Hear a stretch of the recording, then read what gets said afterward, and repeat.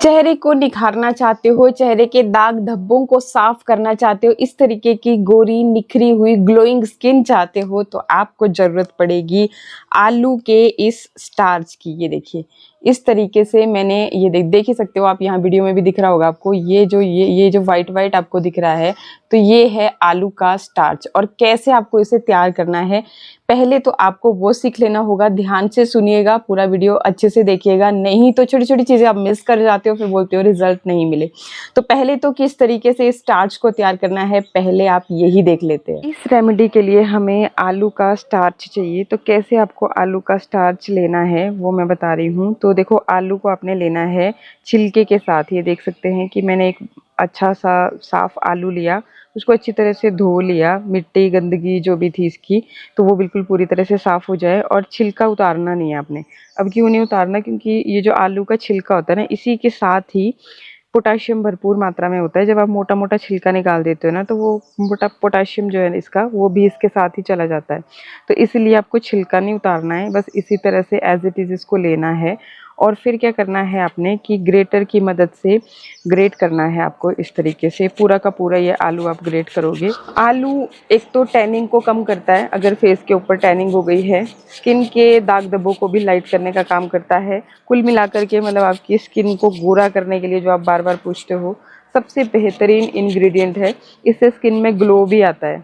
आलू में vitamin C भी होता है, साथ ही साथ इसमें स्टार्च तो होता ही है, विटामिन और पोटाशियम भी होता है। इसमें विटामिन B6 भी होता है जो कि स्किन को हेल्दी और स्मूथ बनाए रखने में हेल्प करता है। इसके अलावा इसमें एंटीऑक्सीडेंट्स भी भरपूर मात्रा में होते हैं जो कि फ्री रेडिकल से लड़ते हैं और जो आपकी स्किन डल लगती है उसको ये रिपेयर करने का काम करता है। ठीक है, तो ये देखिए आपने देख ही लिया, मैंने सारा जितना भी मेरे पास ये आलू था पूरा का पूरा इस तरीके से घिस लिया है।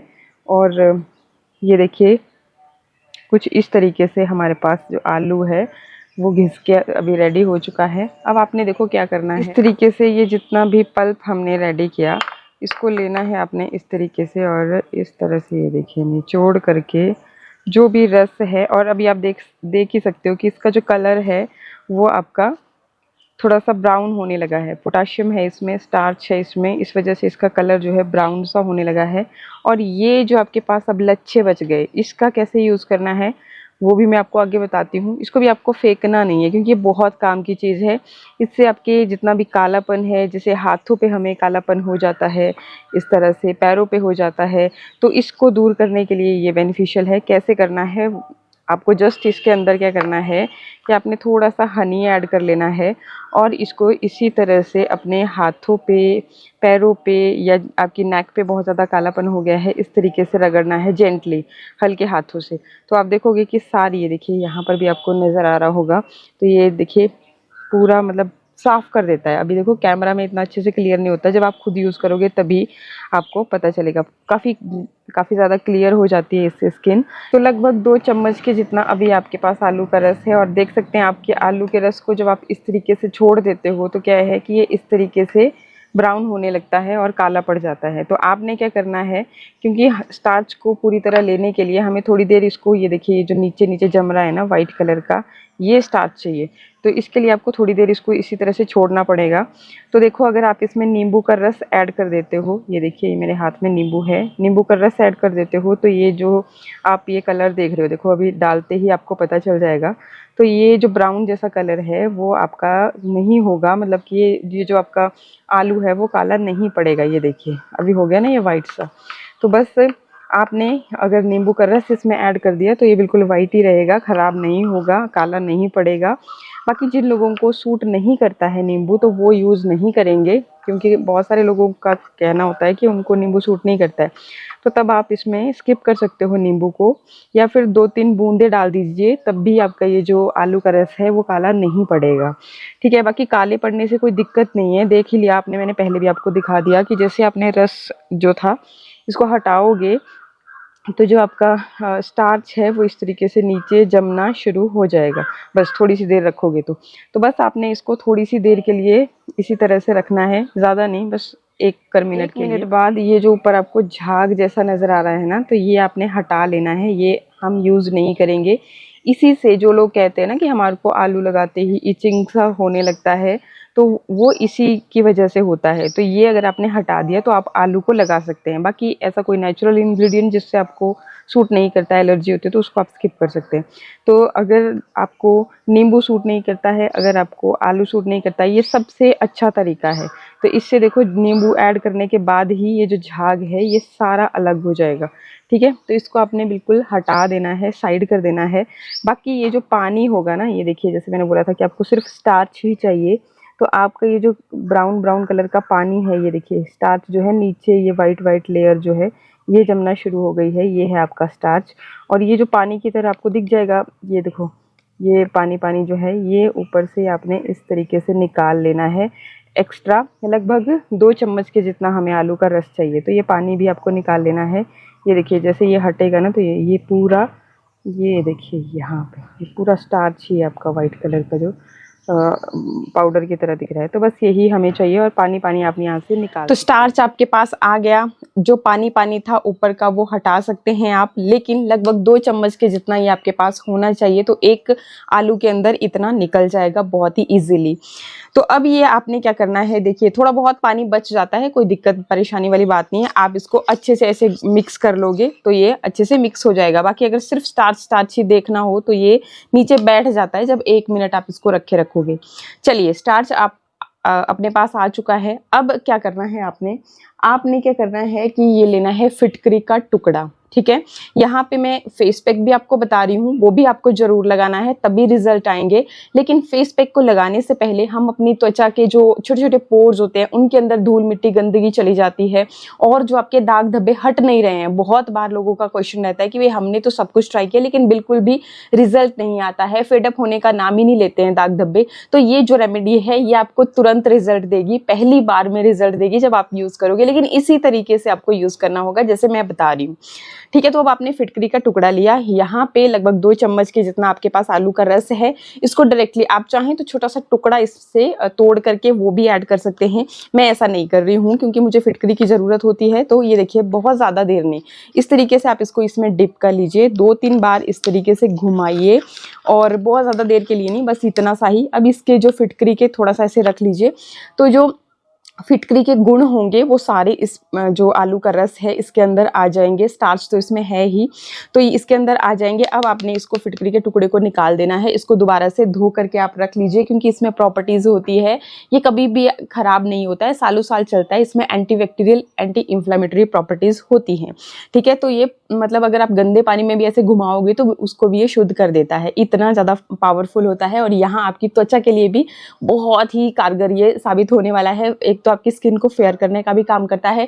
जो लोग बोलते रहते हैं कि भाई हमारी स्किन तो स्पेशली समर्स में बहुत ज़्यादा ऑयली रहती है, उनके लिए तो वरदान से कम नहीं है। तो आपको इस तरीके से ये कर लेना है। ठीक है, बाकी नींबू का मैंने बता दिया था, जिनको सूट करता है वो ले लीजिएगा, नहीं सूट करता है तो इसकी जगह पे आप टमाटर का रस भी ले सकते हैं। ठीक है, आज टमाटर को कट किया, बस उसी तरह से निचोड़ दीजिए तो उसका रस आ जाता है। बाकी अच्छे रिजल्ट मिलते हैं नींबू से। और जब आप इस तरीके से, मैंने बताया आपको झाग बनेगा उसको हटा दी, इस तरीके से आप यूज़ करोगे तो आपको नहीं प्रॉब्लम आती है। लेकिन फिर भी मेरा बोलना फर्ज है कि अगर ऐसी दिक्कत हो, कोई नेचुरल इंग्रेडिएंट सूट नहीं करता है, उससे आप स्किप कर सकते हैं। अब देखिए ये जो आपके पास ये जो पानी आया है, इसको हम क्या करेंगे, एक कॉटन पैड लेंगे, वाइप लेंगे, जो भी आपके पास है, तो इस तरीके से ले करके आपने उसको टैप टैप करते हुए फेस के ऊपर लगाना है, इस तरह से अच्छे से ऐसे टैप टैप करते हुए, इसलिए ताकि पुश करना है, मतलब आप अपनी स्किन के अंदर, तभी वो पोर्स के अंदर की गंदगी धूल मिट्टी है जो भी होगी वो निकलेगी। ठीक है, जिन लोगों को बहुत ज़्यादा डार्क सर्कल हैं तो वो भी इसी कॉटन को अच्छे से इसमें डिप करके कुछ देर के लिए, मतलब इस तरह से अपने डार्क सर्कल के ऊपर आंखें बंद करके रख सकते हैं। और आपको पता ही होगा कि आलू जो है स्किन को लाइट करने के लिए सबसे बेहतरीन इंग्रेडिएंट है, एक ब्लीच की तरह काम करता है। खीरा और जो आलू का रस है, अगर कभी भी आपको कट वट जाता है, सॉरी जल वल जाता है, कभी जल जाता है, तवे पे आप रोटी सेक रहे हो तो तुरंत अगर लगा देते हो तो एक तो जलन नहीं होती, दूसरा कि दाग नहीं बनता है। तो यहीं से आपको पता चल गया, बहुत ज़्यादा डिटेल में जाने की ज़रूरत नहीं है कि किस तरीके से ये आपके दागों को फेड अप करने का काम करेगा, स्किन को निखारने का काम करेगा। तो इस तरीके से आप अपने दोनों आइज़ के ऊपर, मतलब एक वाइप लिया, उसको कट कर दिया और रख सकते हो थोड़ी सी देर के लिए, मतलब थोड़ा निचोड़ के, ऐसे नहीं कि पूरा गीला फिर बहने लगे, आपके कपड़े भी गंदे हो जाए। ठीक है, तो ये तरीका आप देख लेना। बाकी कहीं पे दाग है तो वहां पर भी आप ये तरीका फॉलो कर सकते हैं कि इस तरीके से कॉटन पैड या वाइप लिया, उसको डिप कर लिया और उस दाग के ऊपर इस तरह से लगा करके थोड़ी देर के लिए रिलैक्स किया। आप खुद देखोगे कि किस तरह से आपका वो जो दाग है फेड अप होना शुरू हो जाता है। अच्छा, तो यहाँ पे हमने टैप टैप करते हुए इस तरीके से लगाया। अब आपने इसी वाइप की मदद से अपने चेहरे को इस तरह से अच्छे से साफ कर लेना है, जेंटली, बहुत जोर जोर से घिसना नहीं है, ठीक है। चेहरा आपका साफ हो गया, क्योंकि कभी भी कोई भी रेमेडी करनी है, फेस पैक करना है, तो उसको क्लीन फेस के ऊपर ही करना है। क्लीन फेस का मतलब ये नहीं कि आपने फेस वॉश किया था तो क्लीन ही होगा। डीपली, जैसे मैंने बोला कि आपके पोर्स के अंदर जो धूल मिट्टी चली जाती है वही बाद में ब्लैक एंड व्हाइटेड का रूप लेती है, तो उसको बेसिकली बाहर खींच निकालने के लिए ये बहुत कारगर चीज़ है। अच्छा, अब इसके बाद आपने क्या करना है, इसके बाद आपने लेना है गेहूं का आटा। जी हाँ, जो आपके किचन का गेहूं का आटा है वो आपने लेना है, लगभग 1 चम्मच के जितना। आप इसकी जगह पे चावल का आटा भी ले सकते हो। चावल का आटा लेना है तब भी आपने इसी तरह से 1 चम्मच ले लिया और इसको अच्छे से इस तरीके से मिक्स कर लिया। अब यहाँ पे आपको पता चलेगी कि और आपको कितना ज़रूरत पड़ेगी लिक्विड की, मीन्स कंसिस्टेंसी आपको यहाँ पे दिख जाएगी। तो अच्छी तरह से इस तरीके से आपने मिक्स कर लेना है। अब एक और चीज़ इसमें जाएगी, वो क्या है, वो है हल्दी। हल्दी एक तो आपकी स्किन को निखारने का भी काम करती है, तभी मतलब दुल्हनों को सबसे पहला शगुन लगता है हल्दी का। एंड सेकंड, एक तो आपकी स्किन को ब्राइट कर देगी, निखार देगी, एंटीबैक्टीरियल एंटीसेप्टिक प्रॉपर्टीज़ होती हैं। किसी भी मतलब कोई आपको कट वट लग जाता है तो आपको पता है पुराने ज़माने में तो हल्दी बांध देते थे उसी जगह पे और वो ठीक हो जाता था 2-3 दिन के अंदर ही। तो इतनी कारगर होती है। यहाँ पे आपको लेनी है शुद्ध हल्दी, कस्तूरी हल्दी, अम्बा हल्दी या फिर घर की शुद्ध हल्दी, यही लेनी है आपको। जो किचन वाली होती है उसमें कई बार फूड कलर एडेड रहता है, वो नहीं लेनी है। हल्दी ऐड करते ही हल्का सा येलो जैसा कलर आएगा आपके फेस पैक का और इस तरीके से आपने अच्छे से मिक्स कर लेना है। जिन लोगों को बहुत ही ज़्यादा फेस पे दाग धब्बों की समस्या है वो विटामिन ई के कैप्सूल या फिर बादाम रोगन लेना है। जो बालों में आलमंड ऑयल लगाने वाला होता है वो नहीं लेना। बादाम रोगन स्वीट आलमंड ऑयल होता है और इतनी सी शीशी आपकी 200 से ऊपर 220 रुपए की है, ये जो इस पे रेट पड़ा हुआ है, ठीक है। तो इतनी करके आती है, तो ये लेना है आपने। आधी चम्मच आप ये ऐड कर दोगे या फिर 2 कैप्सूल विटामिन ई के। जिनकी बहुत ज़्यादा ऑयली स्किन है वो इसे स्किप कर सकते हैं और ये जो पैक है आपका इसको एज इट इज़ लगा सकते हैं। देखा ना आपने कि बहुत ज़्यादा बिल्कुल भी तामझाम बहुत ज़्यादा इंग्रेडिएंट्स इकट्ठा करने की ज़रूरत नहीं है। जो घर पे आपके मौजूद है ना, उन्हीं से काम आपका चल जाता है, उन्हीं से आपको अच्छा रिजल्ट मिल जाता है। लेकिन हम वही है ना, देखा देखी के चक्कर में, महंगे के चक्कर में हम सोचते हैं कि महंगी चीज़ें तो पक्का रिजल्ट भी अच्छे ही आएंगे, तो ऐसा बिल्कुल भी नहीं होता है। बाकी जिनकी स्किन बहुत ज़्यादा फटती रहती है वो यहाँ पे ग्लिसरीन भी ऐड कर सकते हैं। अब इस पैक को आपने पहले तो इस तरीके से आप अच्छे से, अगर आपके फेस के ऊपर बहुत सारे डेड स्किन जमा है, ब्लैक एंड व्हाइटेड है, तो नोज एरिया पे, चिन एरिया पे इस तरह से आप सर्कुलर मोशन से अपने फिंगर टिप की मदद से अच्छे से रब करोगे तो आपको वो समस्या भी नहीं रहेगी। एंड फिर जब आपका ये फेस पैक है अच्छे से आपने लगा लिया एक मोटी सी लेयर और इसको सूखने दिया, जब ये अच्छी तरह से सूख जाएगा, आपको पता ही है कि जो आपका गेहूं का आटा होता है उसमें होता है ग्लूटेन भरपूर मात्रा में। तो ग्लूटेन मतलब कि चिपक सा जाता है, आपने देखा ना कि किस तरह से बाइंड होता है, फ्लेक्सिबिलिटी होती है, लचीलापन होता है।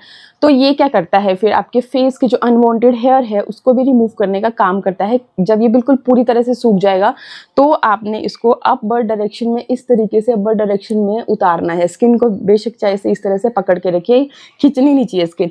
तो आप देखोगे कि हल्के पुल्के बाल आपके जो हैं झड़ जाएंगे और जब आप बार बार यूज़ करोगे तो एक टाइम ऐसा आएगा कि सारे ही बाल नेचुरली ही झड़ जाएंगे। आपको कोई भी अनवांटेड हेयर को रिमूव करने के लिए तरीका यूज़ करना नहीं पड़ेगा, ठीक है। तो इस तरीके से आप इसको यूज़ कर सकते हैं।